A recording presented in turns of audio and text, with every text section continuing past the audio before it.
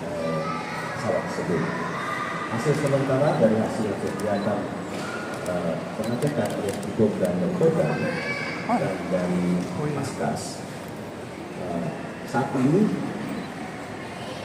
posisi pesawat tidak tetap clear, baik dari kabin maupun dari barang-barang yang diangkut di pesawat. Dan kami masih lakukan pendalaman terhadap barang bawaan dari para jemaah haji yang telah terjaga. Sementara terkait dengan kronologis dan latar belakangnya masih kita dalami, karena ini masih dalam pendalaman dari informasi dari Jakarta dan Jeddah. Nanti Pak Asri akan menjelaskan bagaimana kronologis hingga pesawat tersebut mendarat darurat di wilayah Medan ini. Begitu untuk lengkapnya, saya persilakan Pak Asri untuk menjelaskan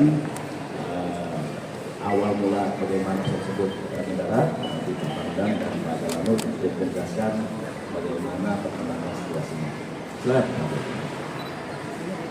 Di email tersebut masih didalami oleh Barreskrim. Jadi disampaikan masih dalami, kami masih akan melakukan pendalaman di Jakarta karena ini informasi yang kami dapat email dulu dikirim dari Al-Mu'taqin. Ya, saya kira sudah cukup ya itu ya. Ya, terima kasih atas. Ya. Selamat Pak Kapolda dan jajarannya, Pak Dalanur dan jajarannya, serta kawan-kawan semua dari media. Ada beberapa hal yang mesti kita sampaikan terkait masalah pesawat dari Arab Saudi. Pesawat Arab Saudi ini ketika melintasi wilayah Indonesia itu kami dapat informasi jam 7.30. Jam 7.30 dari ada sebuah email yang masuk ke Jakarta. Kemudian di situ ada ancaman bom. Nah, di situ dijelaskan bahwa pesawat akan diledakkan ketika nanti landing di Jakarta. Tetapi sesuai dengan aturan yang kami miliki SOP dari Kementerian Perhubungan, bahwa kita ada PM41, kemudian PM22 itu terkait bahwa penanganan gawat darurat. Jadi ketika kami mendapat informasi tersebut, maka kita akan akan mengaktifkan namanya EOC. EOC itu adalah Emergency Operation Center.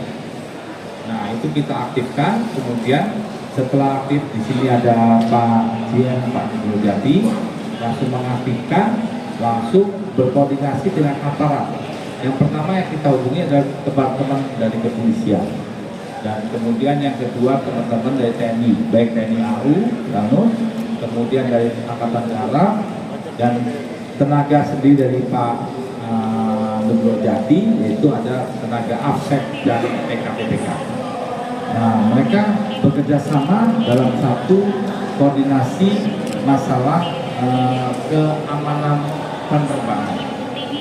Kemudian langkah-langkahnya kami sudah punya job masing-masing, dan juga habis itu pesawat setelah menurunkan seluruh penumpang tanpa membawa apapun, mereka diamankan ke suatu tempat sehingga mereka bisa ditangani lebih lanjut, baik dari segi imigrasinya maupun dari segi yang lain-lainnya. Lain-lainnya apa? Misalnya kebutuhan mereka, baju dan sebagainya itu bisa dipenuhi. Kemudian teman-teman dari keamanan, polisi, Jihandak, Angkatan Darat, Angkatan Udara, semuanya mengamankan. Setelah clear, mereka memindahkan pesawat ke namanya isolated area. Setelah di isolated area, mereka tim Jihandak dan sebagainya turun dengan perlengkapan lengkap. Nah, mereka dengan SOP yang ada, mereka amankan semua pesawat, mulai dari cabin, mulai dari tempat kargo dan tempat-tempat yang lain sampai sekecil-kecilnya. Nah, setelah sampai saat ini belum didapatkan tadi ancaman bom tadi, maka selanjutnya langkah selanjutnya penumpang diistirahatkan ke hotel dan barang diperiksa oleh teman-teman Jihandak dan AFSEC. Mereka menurunkan X-ray, beberapa X-ray diturunkan dan tim memproses itu semua satu persatu. Kenapa lama? Bayangkan, penumpang kita adalah 442.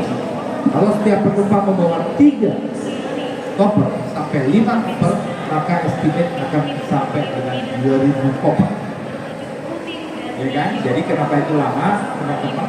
Karena proses itunya kuantitinya banyak sekali. Dan sekarang mereka masih tetap bekerja loh. Teman Polri masih tetap ada di lapangan bekerja. Yang sudah clear baru pesawatnya. Nanti atas izin dari teman-teman Polda, kemudian sama Lanut, cek ulang lagi. Setelah itu akan diserahkan ke teman-teman operasional, yaitu Mas Gubernur Jambi dan kawan-kawan. Saya juga terima kasih Kementerian Perhubungan memberikan apresiasi yang luar biasa terhadap kecepatan, keakuratan, dan respek terhadap kasus ini.